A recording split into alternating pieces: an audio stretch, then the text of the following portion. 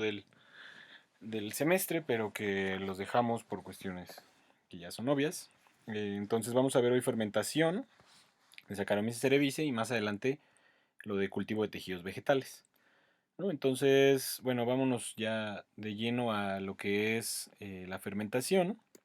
Entonces, como ustedes sabrán, eh, permítanme un segundo. Como ustedes sabrán, pues el metabolismo es el conjunto de reacciones bioquímicas que ocurren en un organismo y que esto le permiten llevar a cabo las funciones fisiológicas. Todo esto ya lo han de haber visto muy a detalle en bioquímica, en Mol 2. Pero recordando un poquito, el metabolismo al fin y al cabo se lleva a cabo a partir de rutas metabólicas que están bien establecidas con enzimas que van cambiando los componentes que entran o salen de los organismos. Entonces son ese conjunto de reacciones y dan lugar al producto conocido como metabolismo secundario a partir del sustrato original y pues todos los productos intermediarios, ¿no? Entonces las rutas metabólicas obviamente tenemos que tener en cuenta que no funcionan como nos las han planteado a veces, que sucede en una línea específica y que empieza y termina. Es muy difícil encontrar las líneas divisorias entre rutas metabólicas, pero bueno, son planteamientos que nosotros hacemos para poder entenderlas cada vez mejor, ¿no? Entonces, bueno, la ruta metabólica, pues aquí les pongo un ejemplo. Esta es la glucólisis, ustedes ya la deben de conocer bastante bien. Algunos la traerán tatuada en sus cuerpos o en sus mentes porque se las metieron con mucha información en moldos. Pero bueno, lo importante es que básicamente podamos ver que la glucosa, que es una molécula de 4, perdón, de 6 carbonos, después de 10 reacciones termina convirtiéndose en el piruvato, ácido pirúvico, y que a partir de estas reacciones se va obteniendo energía, perdiendo energía hasta terminar con una carga positiva de energía de ATPs y que bueno, al final eso le va a servir a la célula para utilizar como mecanismos de uso de otras funciones celulares, ¿no? Entonces, obviamente las rutas metabólicas, como les decía, no son una cosa tan sencilla. En esta diapositiva les muestro todas las rutas metabólicas conocidas de todos los organismos, que se las pone en una imagen, por lo menos hasta ese momento, que este me parece que es una imagen del 2005. Entonces ya debe de haber más agregadas. Pero lo interesante aquí es que vean que todo está interconectado de una o de otra forma, ¿no? Entonces, dividir las rutas metabólicas pues es un poco complicado. Lo que sí es que podemos tener ciertos puntos que nos sirven a nosotros para estudiarlo. En este caso en específico vamos a ver la fermentación. En la fermentación sabemos que es un sistema anaerobio, es decir, que es un sistema que se ocupa, un metabolismo que se ocupa cuando no hay oxígeno o cuando más bien hay una disminución en la cantidad de oxígeno o aceptores de electrones, ¿no? Entonces en ese momento la célula requiere seguir produciendo energía y seguir eh, creando nuevos componentes y entonces pues a partir de eso comienzan los sistemas fermentativos, ¿no? Entonces hay muchos organismos que pueden hacer fermentación. Nosotros mismos podemos hacer un tipo de fermentación, que es la fermentación láctica. Eh, Ustedes ya también sabrán que la hacemos prácticamente en los músculos cuando hay anoxigenia.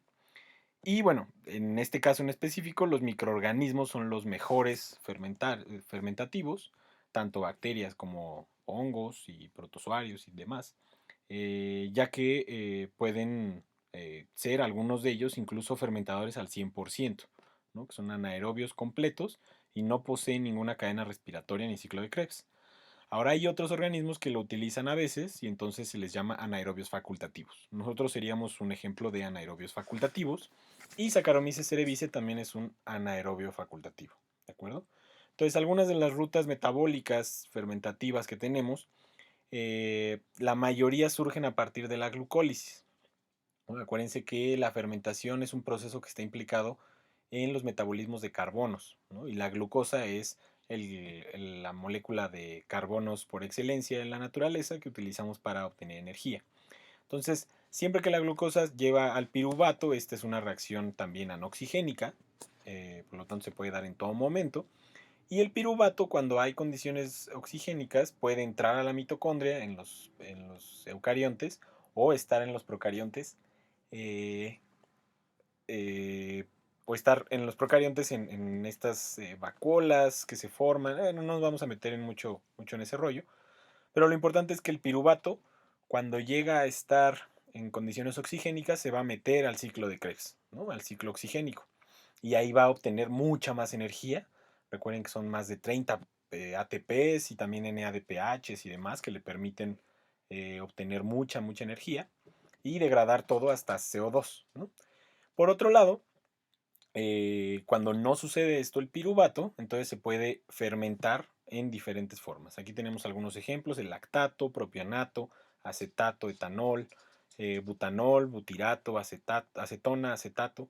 Todos estos obviamente se van a llamar fermentaciones de acuerdo al nombre. La fermentación láctica da lugar al ácido láctico, fermentación propiónica al propianato y la fermentación alcohólica al etanol, ¿no? Entonces eso es lo más interesante de esta situación. Y también que, bueno, o sea, la diversidad. Y también algo muy importante es que son muy pocas reacciones, ¿no? Si recuerdan un poco de las reacciones del ciclo de Krebs, tienen cerca de 6, no recuerdo bien en este momento, pero son 6 o 7 reacciones que están implicadas para producir esos ATPs.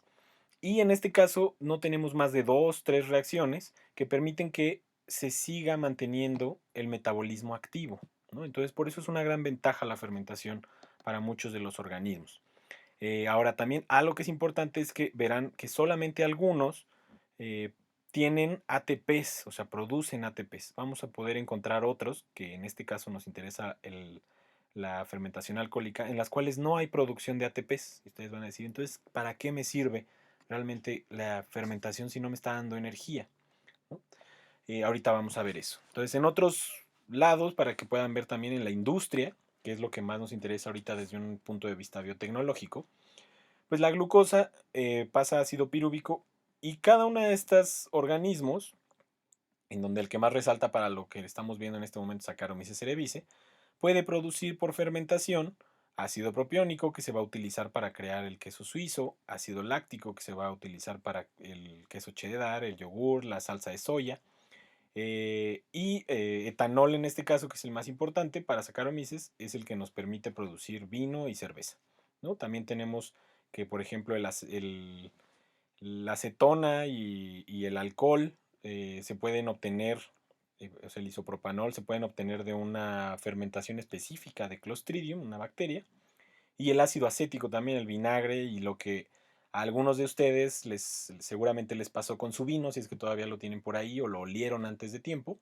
se estaba produciendo ácido acético y por eso tiene ese olor a vinagre que nos parece un poco repulsivo, ¿no? Entonces es una fermentación distinta porque las bacterias que estaban ahí no eran, no, compitieron con Saccharomyces y le ganaron, y entonces no se produjo tanto etanol y más bien se produjo ácido acético. Entonces se produjo una fermentación acética, ¿no? Y algo que es importante aquí, que quiero que noten, que vamos a ver ahorita con más detalle en la siguiente diapositiva, es esta cuestión de aquí, ¿sí? Que la fermentación está permitiendo que el NADH se convierta en NAD, ¿no? Aquí hay un proceso de oxidación y entonces eso nos va a ayudar a hacer perdón, de reducción, y eso nos va a llevar a hacer una u otra cosa, ¿no? Esto nos está dando poder reductivo para llevar a cabo otras reacciones, ¿no?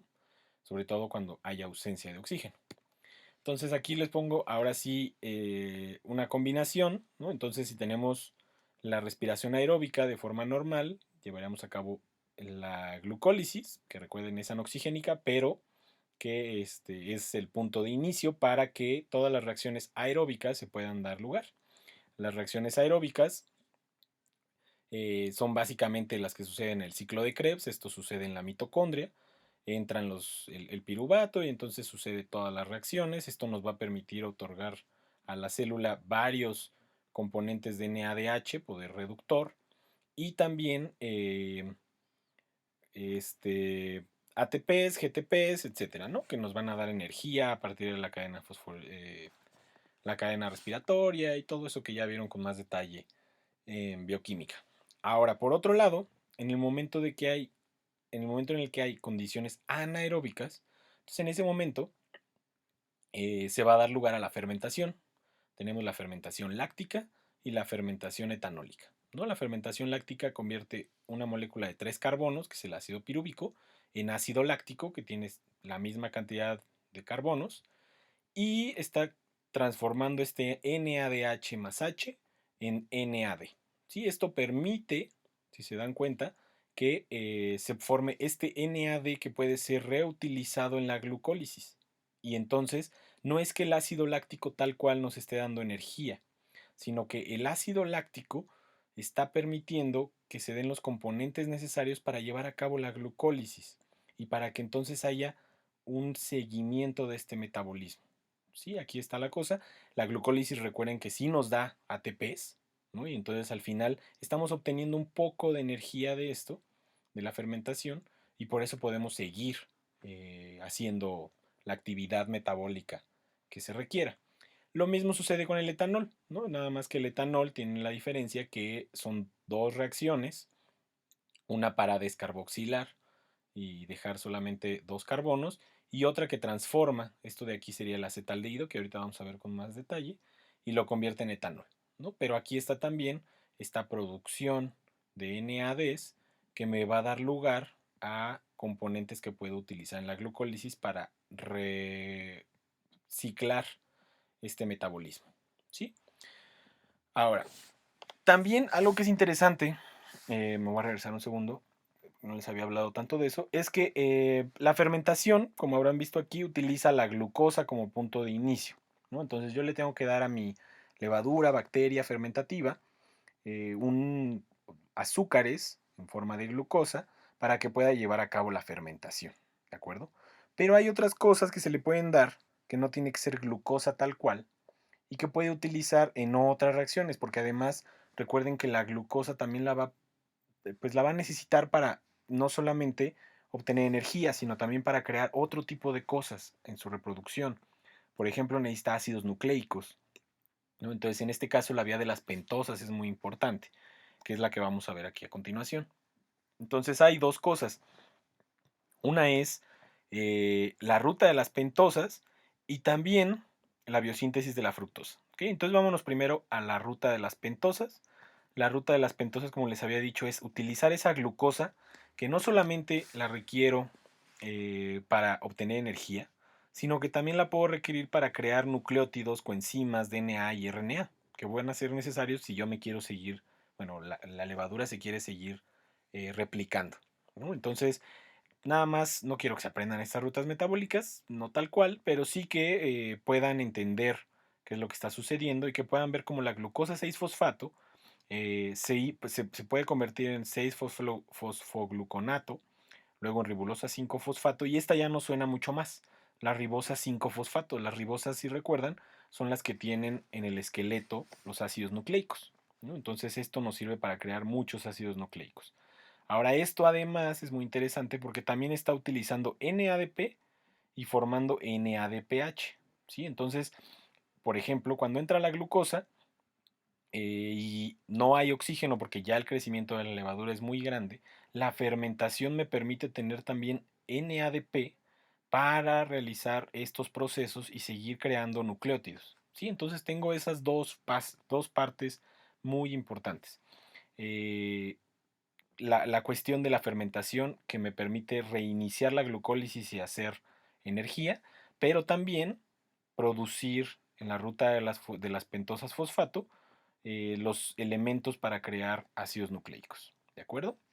Ahora, por otro lado, si recordamos, en nuestra práctica lo que hicimos fue poner un mosto de uvas, ¿no? Y la uva, pues es una fruta que no solamente contiene azúcares como glucosa, de hecho, lo que más tiene es fructosa. Entonces, otra cosa interesante es saber cómo la fructosa es utilizada por el Saccharomyces para la fermentación. A este proceso se le llama biosíntesis de la fructosa. Y lo que consiste, nosotros también la podemos hacer cuando nos tomamos una fruta. Lo que pasa es que la fructosinasa, utilizando ATP, forma esta fructosa 1-fosfato. Esta fructosa 1-fosfato se divide en dos cosas, que son dihidroxiacetona fosfato y gliceraldehído. Y esto, si ustedes recuerdan un poco la glucólisis, que aquí me puedo regresar un poquito, forma gliceraldehído 3-fosfato. ¿Sí? Entonces, si nos recordamos aquí un poco la glucólisis, veremos que aquí tenemos el gliceraldehído 3-fosfato y el dihidroxiacetona fosfato.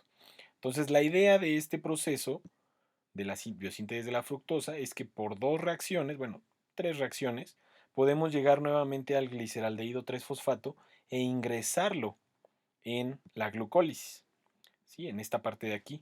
Y aquí veamos algo muy interesante. Si recuerdan, aquí utilizábamos un ATP y aquí utilizábamos otro ATP. Entonces estos van a ser dos ATPs negativos que ya utilizamos. Y luego por este proceso, como está dividida la molécula en dos, en el proceso de fosfoglicerosinasa, el ADP se convierte en ATP por duplicado y entonces nos da aquí ATPs para poderlos utilizar más adelante, ¿sí? Y también en esta parte de aquí. Entonces al final tenemos 2 más 2 son 4, menos 2 que nos quitaron, obtenemos 2, ¿de acuerdo? Entonces, si yo inserto un producto en esta parte, si yo inserto el gliceraldehído 3-fosfato, me ahorré esta pérdida de ATP y esta otra pérdida de ATP. Entonces estoy recibiendo 4 ATPs. Ahora recordemos que aquí yo utilicé un ATP, ¿sí? Para formar esto.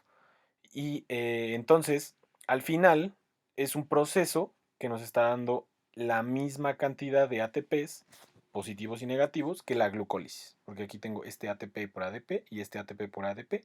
Entonces, es lo mismo. Tengo dos ATPs que se utilizan para formar este gliceraldehído 3-fosfato y luego ese gliceraldehído 3-fosfato, perdón, puede entrar en la glucólisis y formar estos 2 más 2, 4 ATPs que me están dando un poco de energía. ¿Sí? Entonces también la fructosa permite producción de energía en forma de ATPs en el metabolismo de Saccharomyces.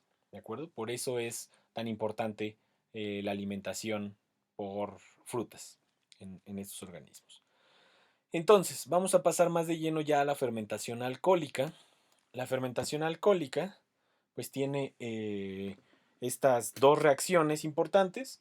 Venimos del 2-piruvato, que es el ácido pirúvico normal. Este viene de la glucólisis y demás, ¿no? Entonces, la piruvato descarboxilasa hace el primer paso en el cual descarboxila este piruvato, libera CO2, quitando esta parte de arriba, y entonces terminamos teniendo el 2-acetaldehído. ¿Sí? Si recuerdan su química orgánica, esto es un acetaldehído, tiene dos carbonos.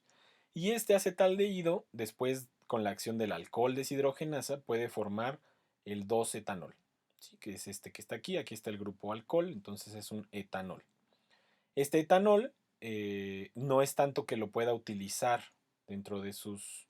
O sea, sí lo puede utilizar dentro de otros metabolismos, pero más bien lo importante es la producción de este NAD que les decía, que genera un potencial suficiente para que la glucólisis pueda seguir andando y entonces se sigan obteniendo, además de piruvatos que van a regresar aquí, energía, 2 ATPs, ¿no? Entonces es un ciclo que permite que otro ciclo se pueda dar y que a su vez este compuesto que sale del ciclo pueda volver a entrar, ¿sí? Entonces no se detiene la glucólisis. Esa es la ventaja real de la fermentación alcohólica.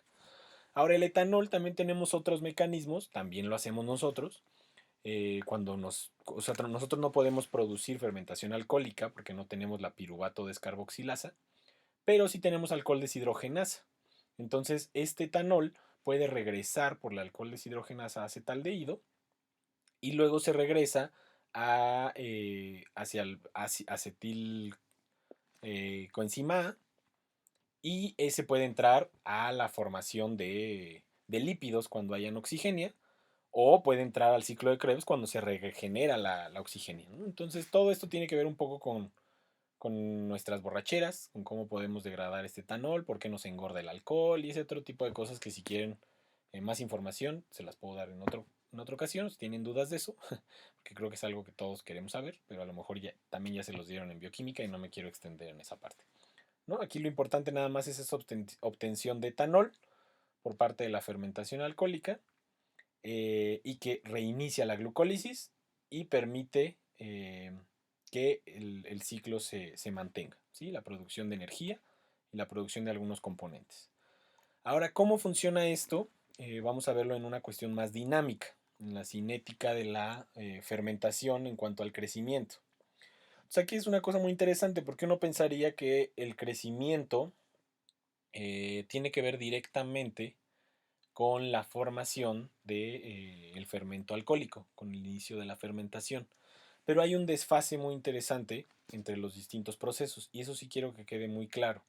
¿Sí? En las fases de crecimiento normal de cualquier organismo que tenga un crecimiento logarítmico, es decir, prácticamente cualquier microorganismo que se duplique, vamos a tener la fase de latencia en el inicio de la curva, es decir, cuando apenas ponemos el inóculo, el crecimiento de la levadura va a ser pues, prácticamente nulo porque está preparándose para crecer.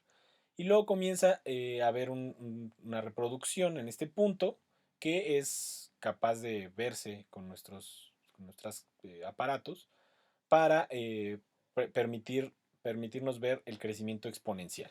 ¿Sí? Que este es una duplicación tras otra duplicación, tras otra, tras otra. Aquí podemos medir los tiempos de duplicación que van a variar entre cada microorganismo. Y esto al final nos va a llevar a una fase estacionaria. ¿Sí? Aquí es el momento en el que prácticamente los recursos del inóculo donde están o del medio se empiezan a terminar y entonces ya no puede haber reproducción tan fácil, ya se están llenando todos los espacios, entonces ya no hay reproducción, se mantiene y luego viene, después de un tiempo, obviamente al ya no haber recursos, empieza a haber una muerte celular, ¿no? Y entonces empieza a descender el número de células del cultivo hasta llegar nuevamente al punto mínimo, ¿no? Esta es prácticamente una fase de crecimiento o una dinámica de crecimiento típica de cualquier microorganismo. Pero ¿qué sucede con la fermentación alcohólica? Esto sí quiero que quede un poco más claro. Tenemos tres fases de la fermentación alcohólica, ¿de acuerdo? La primera es la multiplicación. Entonces, en esta, pues obviamente va a ir de la mano con la fase exponencial, ¿no? Que es en el momento en el que está creciendo la población, se están duplicando las células, y pues es el primer paso, ¿no? Ahora, aquí lo que es muy interesante es que eh, la importancia de la multiplicación es aumentar el número de cuentas viables o de células viables, pero también es un proceso que permite aumentar el número de células, por tanto, que van a poder fermentar eventualmente. ¿De acuerdo? Esa es la importancia de la multiplicación como una fase de la fermentación. ¿Sí? Las cuentas viables se están aumentando para poder crear el proceso fermentativo en determinado momento, ¿no? A veces se asocia con la fase del crecimiento logarítmico, pero no es exactamente. Aquí les estoy poniendo hasta dónde llega, ¿de acuerdo? Todavía después de este proceso de multiplicación va a haber un poco más de crecimiento exponencial, ¿de acuerdo? Entonces, aquí vamos ahora a la siguiente parte, que es la fermentación. Ahora, en la fermentación eh, es el momento exacto en el que vamos a tener este proceso bioquímico que vimos hace rato, en el que las células viables comienzan a hacer este proceso. Y es muy interesante porque se sobrelapa entre la fase exponencial y la fase estacionaria. ¿Por qué? Porque aquí va a haber muchas levaduras que ya se estén reproduciendo, ¿okay? Que ya, más bien va a haber levaduras que sigan reproduciéndose, pero va a haber otras que ya no van a estar reproduciéndose y que por la falta de oxígeno tengan que comenzar a fermentar desde este punto, ¿sí? Las otras que todavía no están fermentando pueden seguir creciendo. E incluso algunas de las fermentativas, como les dije, se pueden seguir reproduciendo, aunque a un ritmo mucho más lento. Entonces no va de la mano el que se acaben los recursos con que se acabe con que comience la fermentación. Más bien lo que se acabe es el oxígeno, y eso sí quiero que les quede muy claro. ¿Okay? No es que se acaben los nutrientes, sino que se acabe el oxígeno. Los nutrientes tiene que seguir habiendo, porque tiene que seguir habiendo glucólisis, tiene que seguir habiendo fructosa, glucosa y otros compuestos de carbohidratos. ¿De acuerdo? Lo que sí, por tanto, es que sigue habiendo más bien crecimiento exponencial, pero lo que sí es que esta fase es muy corta debido a que hay una falta de nutrientes. ¿Sí? Okay. La fermentación sí lleva a que ahora sí me empiece a terminar los nutrientes, se empieza a acostar la curva y entonces esta fase estacionaria en los organismos fermentativos es muy corta porque la glucosa se va a ocupar muy rápidamente, no me va a dar suficiente energía, entonces no voy a poder usar una glucosa para conseguir 32 ATPs, 36, sino que voy a utilizar esa glucosa y voy a obtener solamente 2. Entonces tengo que volver a comer glucosa y entonces eso permite que o produce que la fase estacionaria sea extremadamente corta, ¿de acuerdo? Eso sucede con los organismos fermentativos. Ahora, también eso es interesante porque el aumento de la concentración de los productos fermentados, como el ácido láctico o el etanol, como les decía, pues es al final un tóxico. Entonces, ustedes seguramente lo sabrán, como el etanol puede ser bastante tóxico después de ingerirlo durante mucho tiempo y con grandes cantidades. Y entonces se toxifica el medio y eso permite que comience a disminuir el número de células viables. ¿Sí? Las células que pueden realizar metabolismo empiezan a morir rápidamente. ¿De acuerdo? Entonces esta fase estacionaria es muy corta por esas dos cuestiones. Una bioquímica y otra más por la toxificación del etanol. ¿De acuerdo? Ahora, en la última parte del proceso de la cinética de la fermentación, tenemos la declinación, que es prácticamente el final, ¿no? El final en el que la fermentación prácticamente ya nos está dando. Si nosotros pudiéramos medir en este momento la producción de etanol sería muy baja, ¿sí? O sea, si nos regresamos aquí, aquí hay muy poca producción de etanol. Aquí es donde se da la mayor producción de etanol, es cuando aumenta realmente la dinámica de la producción de etanol. Y aquí por último, ya casi no tenemos producción de etanol, vuelve a disminuir, sigue habiendo, se sigue acumulando, pero ya es muy corta, porque aquí ya las células están muriendo y ya no están llevando a cabo su metabolismo. ¿De acuerdo? Entonces, las células además se rompen por hidrólisis, entonces aquí sucede un proceso muy interesante que se llama autólisis, perdón. Y la autólisis es que las mismas enzimas de la bacteria o de la levadura en este caso empiezan a comerse a sí mismas, a las células, y entonces eso suelta nutrientes al sistema. El soltar nutrientes, si se dan cuenta, va a permitir que todo esto que hablábamos de que había pocos nutrientes en el medio y que estaba permitiendo la fermentación, deje de darse. O sea, ya no se van a morir por falta de nutrientes, se van a morir por la intoxicación del etanol, pero las que sobreviven a esa intoxicación van a poder seguir un lapso muy largo. Entonces, la muerte celular, o sea, este proceso de muerte es muy largo. Se puede extender mucho, mucho tiempo, muchos días, muchos meses incluso. eh, y al final, eh, eventualmente va a llevar con la muerte total de todas las levaduras, ¿no? Que de hecho es algo muy interesante porque es por eso también que muchas veces de todos estos fermentos no tienen que ser esterilizados posteriormente, ya que las mismas levaduras llegaron o bacterias llegaron a la muerte, ¿no? Y entonces ya no tiene microorganismos que te hagan daño a tu estómago. Y eso es muy interesante. Fermentos como el pulque, como la cerveza, muchas veces ya no se destilan, ¿no? Sino que se toman así directo. Más que la cerveza, el pulque, el tepache, todas estas que son más, digamos, de pueblo o que se hacen de manera artesanal. Esa sería la palabra correcta, ¿no? Y bueno, entonces eso sería las cuestiones que quiero que tengan en cuenta acerca de la fermentación de Saccharomyces cerevisiae. Ustedes ya saben que no pudimos hacer el vino. Realmente el proceso que ustedes hicieron al principio, si ustedes todavía tienen su vino, lo podrían hacer, ¿no? O sea, lo podrían mantener. Ustedes pueden abrir su vino que tengan en su casa. Simplemente hay que filtrarlo.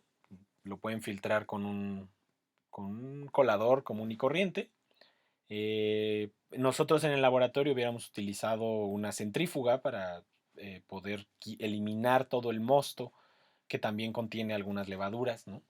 Y entonces quedarnos nada más con el líquido. Y ese era el que le íbamos a hacer las pruebas de etanol para saber qué tantos grados de alcohol habían producido sus levaduras, qué tanto fermento. Y también para probarlo, para poder degustar sabor, olor, color, poder compararlo, ¿no? Pero bueno, eso no lo vamos a poder ya hacer. Lo que sí pueden hacer ustedes en su casa al final es, si quieren, pueden filtrar ese vino que tienen, dejarlo reposar unos cuantos días en el refri, luego quitar el sobrenadante, todo lo que se precipita se deshacen de él, y el líquido que queda, en teoría, debería de ser un vino bueno, que esté rico, si es que no huele feo. Recuerden que si huele feo es que se fue a una fermentación acética o se fue a una fermentación de otro tipo, y entonces ustedes lo van a reconocer, ¿no?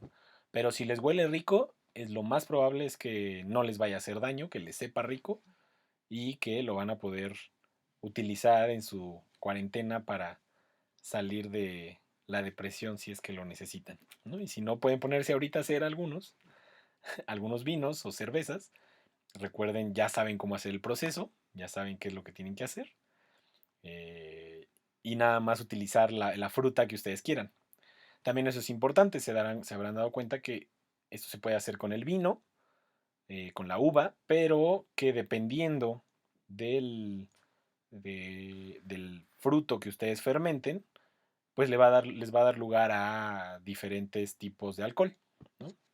Es un ejercicio interesante si a ustedes les interesa mucho esta parte biotecnológica, investigar de dónde viene cada uno de los alcoholes que tomamos, ¿no? Cuáles son, o sea, son fermentos de qué, eh, y así poder empezar a comparar sabores y otras cosas.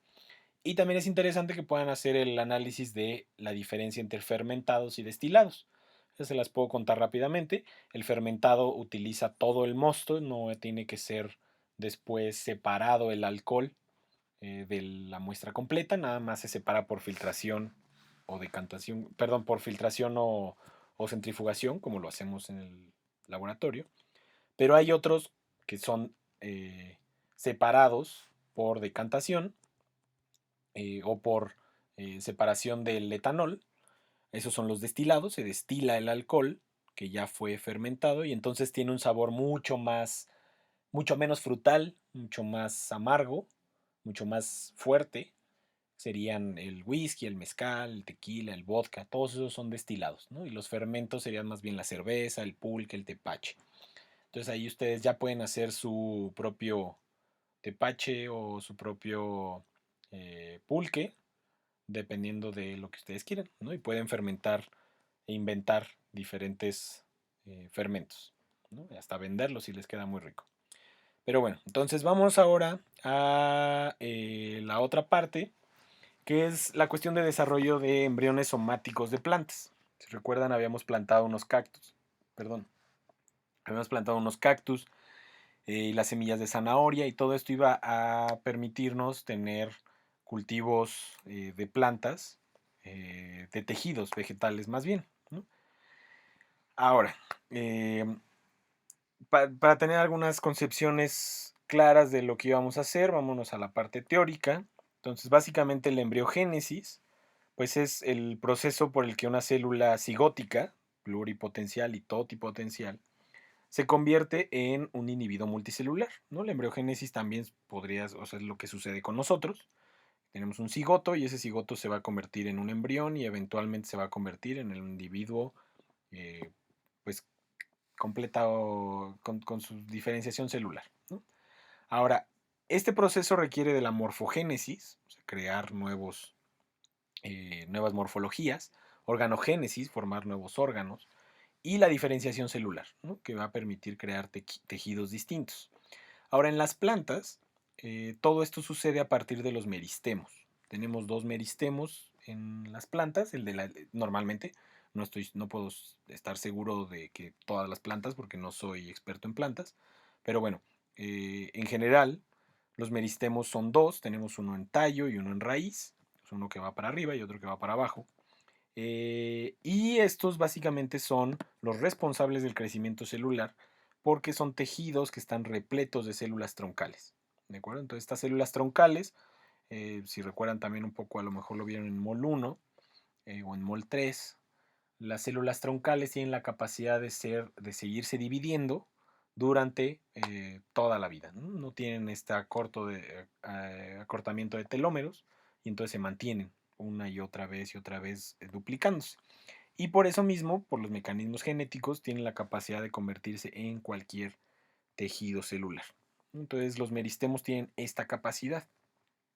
Ahora es muy interesante porque en las plantas, a diferencia de nosotros, que tenemos simplemente nuestros gametos, como el espermatozoide y el óvulo, como células troncales, o más bien que son productoras de células troncales, y que entonces el cigoto es uno nada más, y luego quedan solamente algunas células troncales dentro de nuestro cuerpo.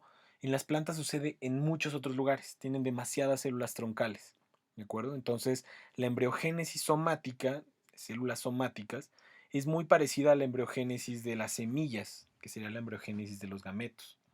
Entonces, esa parte es muy interesante porque nos permite crear nuevas plantas o desarrollar plantas de pedazos de plantas. ¿Sí? No requiere que haya una fecundación ni que haya una posterior embriogénesis de la semilla, ¿de acuerdo? Sino que puede seguir, surgir a partir de tejidos que son somáticos.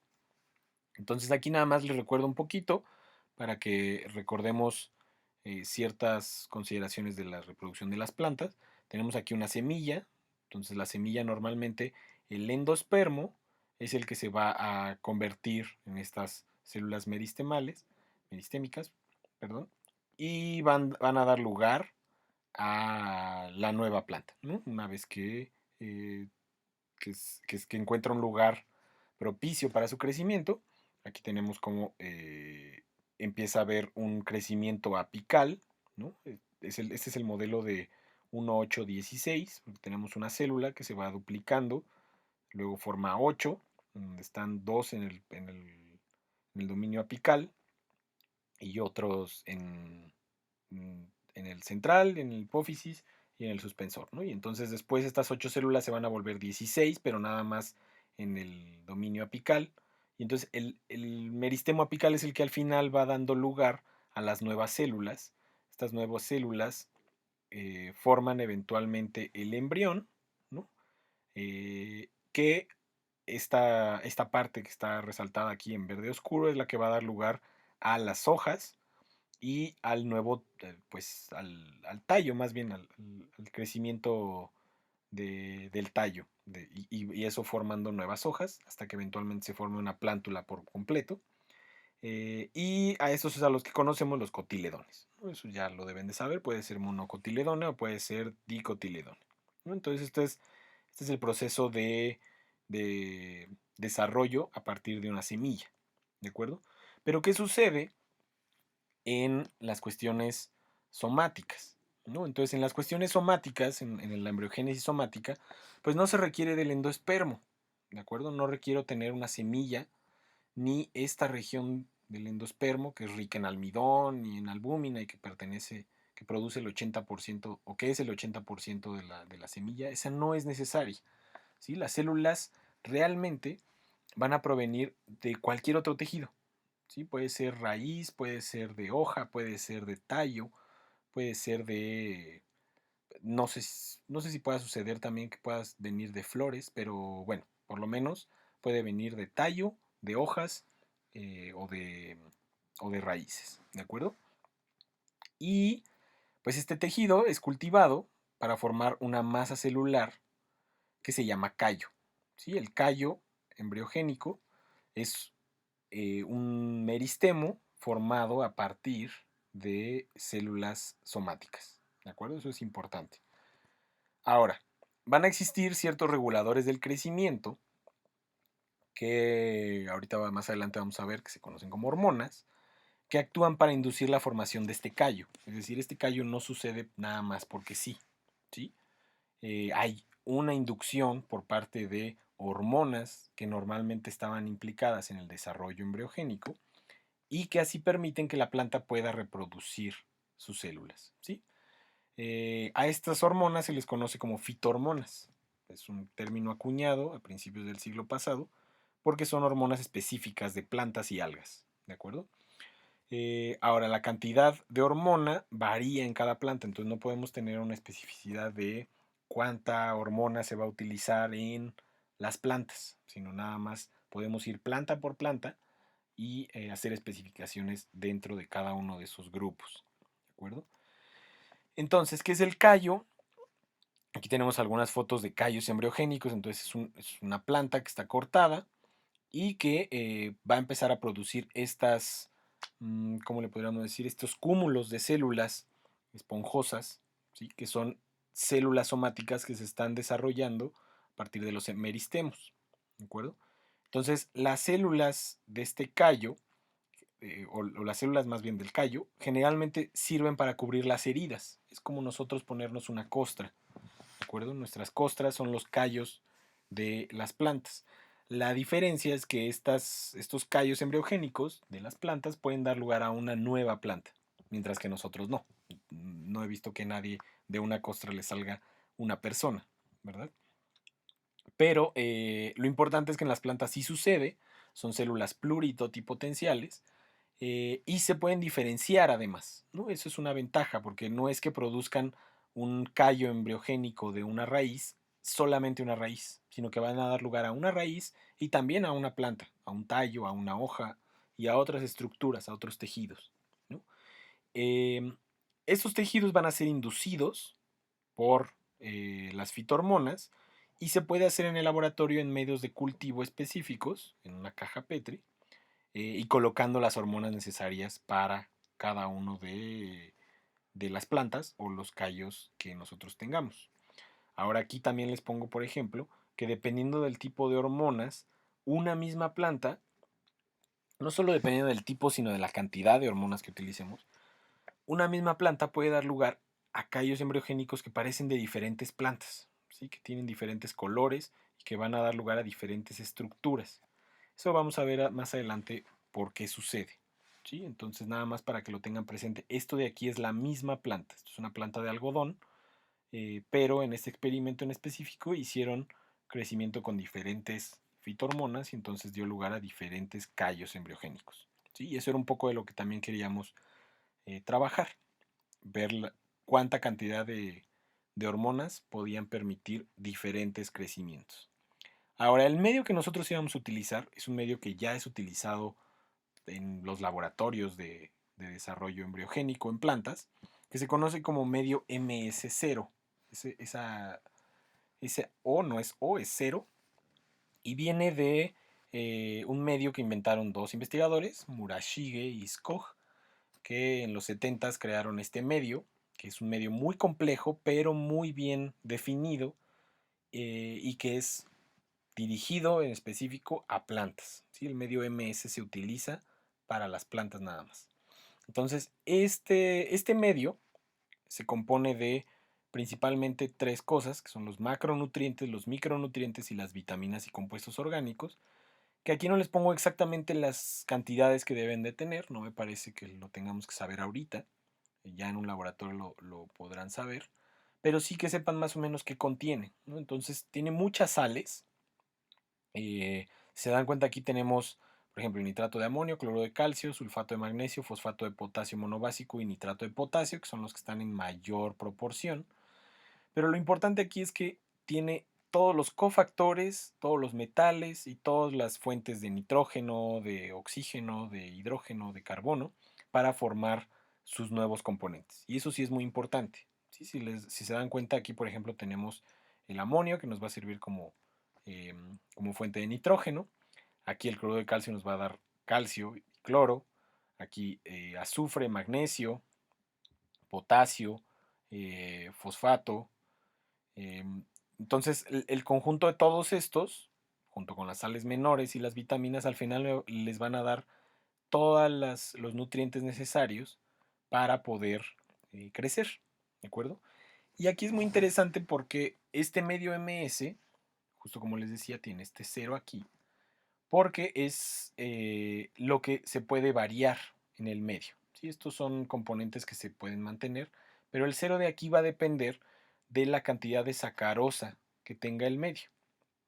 Entonces, esto nos va a permitir que dependiendo de ciertos experimentos que nosotros querramos hacer, vamos a tener un medio que tiene el azúcar controlada y que por tanto va a tener la fuente de carbono y de energía eh, que puede variar dependiendo del experimento que nosotros requeramos. Entonces, en este ejemplo que les pongo, el MS-20 es porque tiene 20% de sacarosa. Si yo quiero compararlo con cómo crecería la planta de algodón en un medio MS-40, entonces ahora tendría 40% de sacarosa, unos 60%, así etcétera, y entonces podría hacer una comparación de cómo va a crecer mi callo embriogénico dependiendo de diferentes fuentes de carbono o de cantidades de la fuente de carbono. ¿Sí? Entonces eso es importante que lo sepan para cuando vean que en algún artículo utilizaron un medio MS-50, ya saben que tiene 50% de sacarosa, que ese fue el valor que ellos variaron. Ahora, pasemos a, a qué es una fitohormona. Ven un segundito. Entonces, las fitohormonas al final son compuestos orgánicos. Prácticamente todas ellas son compuestos orgánicos que tienen componentes cíclicos, como los pueden ver aquí.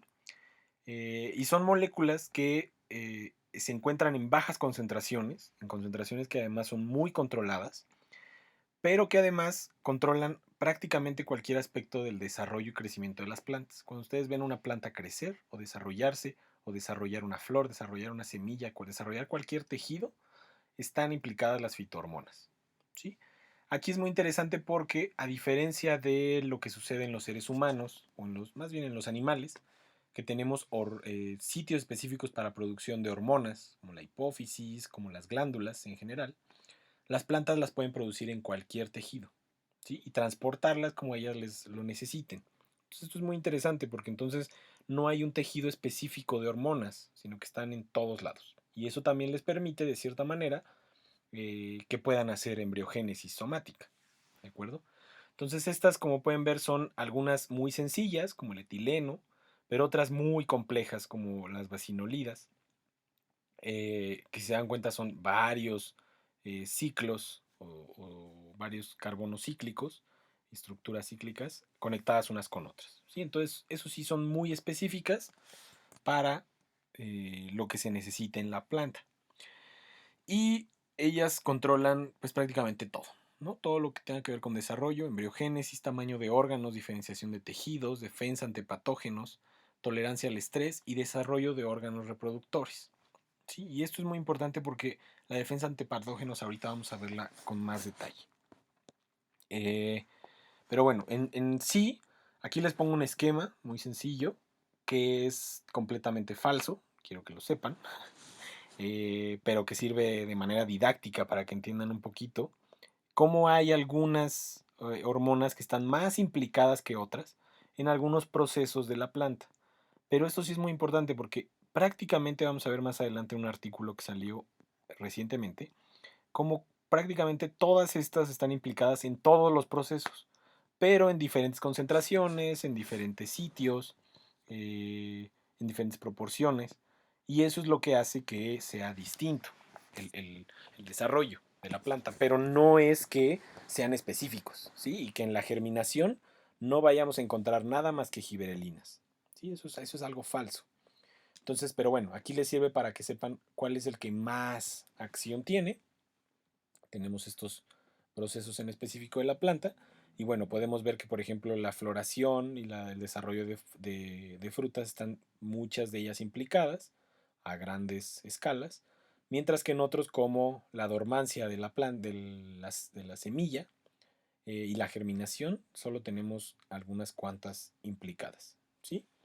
Ahora, muy interesante, eh, perdón, antes de que pasemos a eso, se me había olvidado hablarles un poquito de ellas, nada más para que las tengan presentes. Las principales son la auxina, la giberelina, tenemos la citocinina, el ácido abscísico, la estrigolactona, el ácido salicílico, que ese incluso lo recordarán por el ácido acetil salicílico, el bracinólido, ácido jasmónico y el etileno. Entonces, las primeras de ellas que se descubrieron auxina, giberelina, citocinina y etileno, fueron nombradas y encontradas en muchas plantas, ¿no? Pero luego fueron aisladas otras en menores proporciones y es por eso que tomaron el término de algunas de las plantas de las cuales se obtuvieron. Por ejemplo, el ácido jasmónico se presenta mucho en los jazmines, ¿no? Pero bueno, es interesante como todas estas, al final, se está descubriendo que se pueden utilizar o las utilizan prácticamente todas las plantas.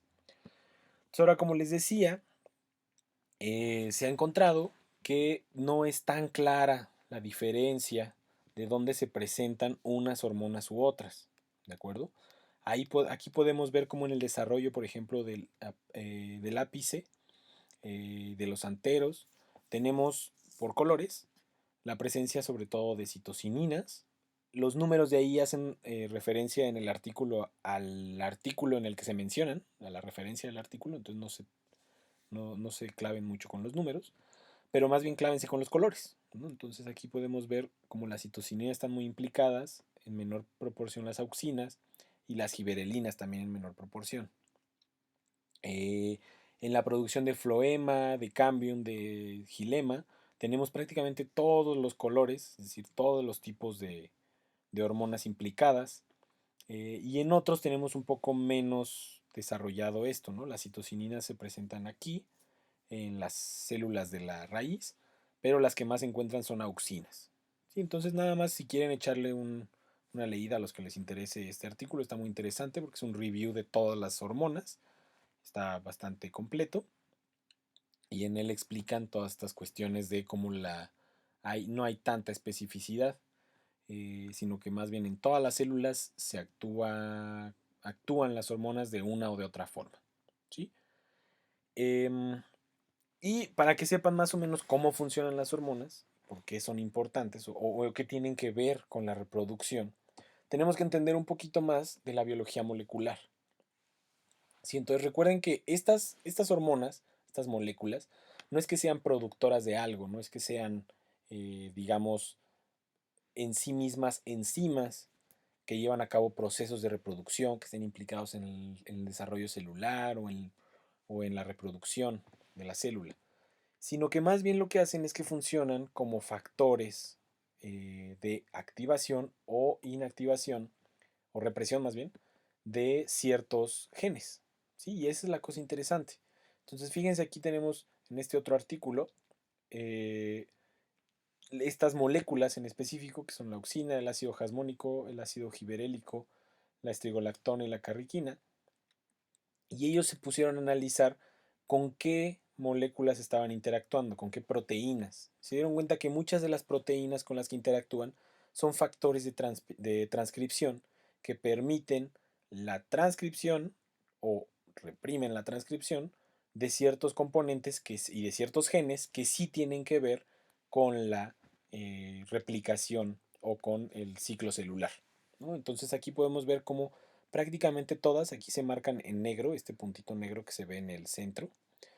Esto está funcionando, digamos, como una especie de cofactor para que este factor de transcripción se pueda unir a este otro factor de transcripción y separe del factor de transcripción que está unido al promotor, y entonces aquí está reprimida la transcripción, perdón, aquí está reprimida por este complejo proteico. Cuando llega la auxina, libera este complejo proteico y entonces la polimerasa puede ya reconocer este factor de transcripción y comenzar la transcripción de este gen, ¿no? Entonces, estas regiones sí están muy bien controladas, lo podemos ver en varios tipos, y estos factores de transcripción van a estar colocados, junto con su complejo proteico, en genes que tienen que ver con el ciclo celular. Entonces, si no hay auxina, no se van a separar y por tanto no va a haber transcripción de esos genes y por tanto no va a haber duplicación celular. ¿Sí? Cuando es requerida, se producen las auxinas o las hormonas correspondientes y ya va a haber esa producción de transcritos de esos genes para producir proteínas que lleven a cabo el desarrollo o el crecimiento celular. ¿De acuerdo? Aquí nada más como dato interesante, generalmente las fitohormonas funcionan como activadores porque se está reprimiendo originalmente el gen, llegan y liberan esto y entonces activan el gen. Pero en el caso del ácido giberélico o las giberelinas, la mayor parte de ellos son más bien activadores. Entonces, cuando llegan pueden formar, estos perdón, son represores, perdón, porque normalmente están activados los genes y cuando llega este reprime al gen que ya no permite que se forme el complejo proteico que va a reclutar a la polimerasa. ¿Sí? Entonces nada más eso es como un dato muy curioso que no es importante que se aprendan, ¿verdad? Pero bueno. Y por último entonces nada más nos queda ver lo que íbamos a hacer directamente nosotros en el laboratorio. Entonces nosotros, si se recuerdan, primero sembramos unas semillas, obviamente las limpiamos, las esterilizamos, las colocamos en medio MS, que nosotros no tuvimos que preparar todas las sales y todo eso porque se nos dieron, nada más le tuvimos que agregar sacarosa al porcentaje que queríamos, que era 30%, entonces hubiera sido un medio MS30, y ese medio sembramos las semillas e íbamos a dejar que crecieran. Eventualmente iba a crecer una planta y a esa planta lo que íbamos a hacer era cortarla, los diferentes tejidos, y sembrar esos tejidos, es decir, raíz, tallo y hoja, con sus callos embriogénicos, más bien vamos a sembrarlos y vamos a ponerle hormonas para que se desarrollaran los callos embriogénicos y eventualmente volver a resembrarlas para obtener una planta completa y ver las diferencias entre las que venían de raíz, de tallo y de hoja, ¿no? Entonces iba a ser muy interesante ver la comparación de dónde provenían esos callos embriogénicos, de dónde provenía la planta final, y además íbamos a cambiar un poquito las concentraciones de las hormonas para saber qué tanta hormona se requería para cada una de las plantas que íbamos a utilizar, que era la de zanahoria y el cactus, ¿de acuerdo? Pero bueno, eso ya no lo pudimos hacer. Pero algo que es interesante es que íbamos a utilizar una fitohormona sintética. No íbamos a utilizar ninguna de estas porque ya a partir del conocimiento de esto empezaron los científicos a producir em, hormonas que eran sintéticas, que se podían vender en el mercado. Ya hay todo un mercado de fitohormonas que se utilizan para los cultivos en la agricultura, y que además pueden ser utilizadas como pesticidas, ¿no? Entonces, este nombre es muy, pues a mucha gente le cuesta, le da mucho miedo, ¿no? Porque escucha pesticida y siente que va a ser algo dañino para todos. Pero bueno, algunos de los pesticidas pueden ser orgánicos, otros pueden ser derivados de otros componentes orgánicos. En este caso, esta fitohormona, que era la que íbamos a utilizar, es de las más utilizadas. Hay muy pocos países que las prohíben, sí hay prohibición, pero la mayoría lo permiten, porque son muy eficientes y porque tienen digamos, un rango de muerte hacia ciertas plantas en específico, ¿sí? Entonces son herbicidas, no solo pesticidas, sino son herbicidas porque eliminan a las plantas. Ahora, ¿a qué plantas se eliminan en específico? Bueno, generalmente se concentran el 2,4-diclorofenoxiacético, o llamado 2,4-D.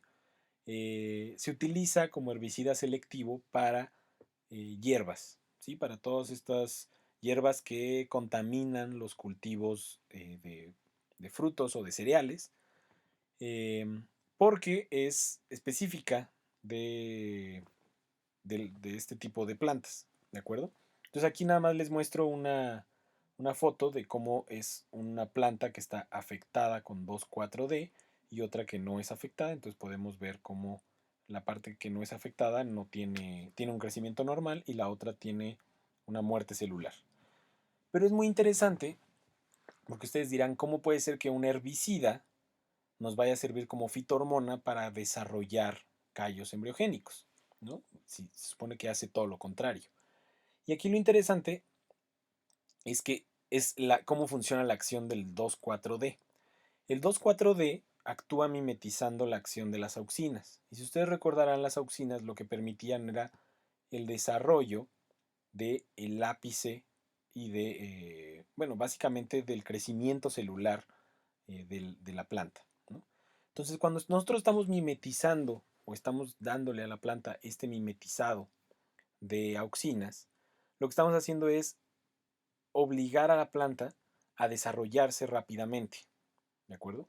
Entonces, en un ambiente que no es controlado, como el ambiente de fuera, los recursos son muy pocos, o bueno, son limitados, más bien, ¿no? Entonces tenemos recursos, nutrientes limitados, y además hay una competencia entre diferentes plantas, ¿no? Entonces este 2,4-D lo que va a hacer es que a las hierbas en específico las va a hacer que crezcan mucho más rápido. Y en la necesidad de crecer más rápido y la falta de nutrientes, las plantas van a morir. ¿Ok? Entonces, es por eso que las plantas que están en presencia de este 2,4-D, las hierbas, en el ambiente empiezan a morir. ¿Sí? Pero nosotros lo íbamos a utilizar en un ambiente controlado, con nutrientes, con muchos nutrientes que nosotros les íbamos a dar por este medio MS, con mucha energía, muchas fuentes de todos los nutrientes que quisiera, y entonces eso iba a permitir que se desarrollara rápidamente, y que hubiera un descontrol, o sea, un crecimiento de las células descontrolado, pero que al final iba a permitir la producción de una planta completa, que era lo que queríamos, ¿no? O sea, esa planta se hubiera tardado, si no le ponemos el 2,4-D, muchos meses en crecer. Mientras que nosotros en nuestros 3 meses que teníamos, al darle 2,4-D, iba a aumentar su crecimiento, la velocidad de crecimiento. ¿Sí? Entonces eso es muy interesante para que lo tengan presente, cómo es que este 2,4-D puede servir para nosotros como una fitohormona positiva, pero se utiliza como un herbicida para las plantas en los cultivos agrícolas. Uh-huh. Entonces, nada más. Por último, les quería mencionar algunas aplicaciones del embriogénesis. Y bueno, obviamente, como ustedes recuerdan, la embriogénesis somática es tomar pedazos de la planta para formar nuevas plantas. Entonces, esto de entrada lo podemos ver, nos puede servir para propagar plantas clonales, es decir, no tener que hacer una fecundación y una cruza que puede llevar a recombinación genética que no nos sirve en el laboratorio, cuando tenemos ya una línea celular que nos sirve, que sabemos que utilizamos, alguna mutante que ya hemos logrado, entonces queremos mantenerla. ¿Sí? Entonces hay una propagación de clonas. Ahora, otra aplicación, perdón, es la eliminación de virus. ¿Sí? Recuerdan que hay muchos virus de DNA o retrovirus que pueden ingresar en las células, en el núcleo de las células de la planta, meter su material genético en estas plantas y entonces crear mutantes. ¿Sí? Entonces, si nosotros estamos viendo un fenotipo mutante en alguna parte de la planta, nosotros podemos tomar las células que son correctamente genéticas o que no están modificadas genéticamente por ese virus, trasplantarlo y entonces desarrollar una planta por embriogénesis somática que no tenga el virus. Sí, eso es muy interesante. También tiene, por obvias razones, como aplicación la provisión de tejidos, ¿no? Entonces, si yo tengo en la investigación, necesito una planta que se esté dando para hacer mis experimentos, pero se va a tardar 3 años, pues entonces un chavo de licenciatura no va a querer trabajar con esa planta, ¿no? En el caso de la embriogénesis somática, le resuelve la tarea a ese alumno de licenciatura y ya no se tiene que tardar 3 años en titularse, se puede titular en un semestre, ¿no? Ja, como si eso pasara. Pero bueno, por último, tenemos como aplicación pues la generación de nuevas plantas sin requerir fecundación, que es todo el proceso que yo les decía. A lo mejor solamente tenemos puros machos, y entonces no vamos a estar esperando a la búsqueda de una planta hembra para poder hacer la fecundación y el desarrollo de la semilla, y entonces nos vamos directamente a la embriogénesis somática con las condiciones requeridas y así poder tener nuevas plantas sin necesidad de fecundación.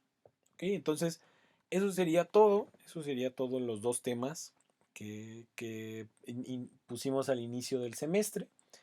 Es una lástima que no podamos terminarlo de manera física, Pero bueno, espero que en dado caso de que sí tuvieron su vino y huele rico y parece que está todo bien, lo puedan probar para que vean que sí sucedió la fermentación alcohólica. Y en sus plantas, pues bueno, queda un poco a la deriva porque no pudimos hacer la cuestión de las fitohormonas, pero si en algún momento les interesa, es probable que podamos hacer alguna práctica eh, de desarrollo de callos embriogénicos y es muy interesante, muy divertida porque al final tienen ustedes unas plantas ahí pues un poco raras, pero perfectamente viables. Pueden hacer un huerto en su casa, puras cajas, bueno, que provienen de puras cajas Petri, ¿no? Eso está divertido. Y bueno, entonces ya nada más nos faltaría un tema. Obviamente de esto va a venir en su examen. No va a haber actividad. La actividad va a ser de la siguiente clase, la que es de bioinformática. Y por ahora nada más esto necesito que lo entiendan. Cualquier duda que tengan ya saben me pueden preguntar. Pero que lo tengan bien entendido para su examen. Porque de esto sí les voy a preguntar. ¿Ok? Entonces, bueno, ahí lo dejamos. Les mando un saludo y que tengan bonita día, noche o tarde cuando lean esto. Y ya. Saludos.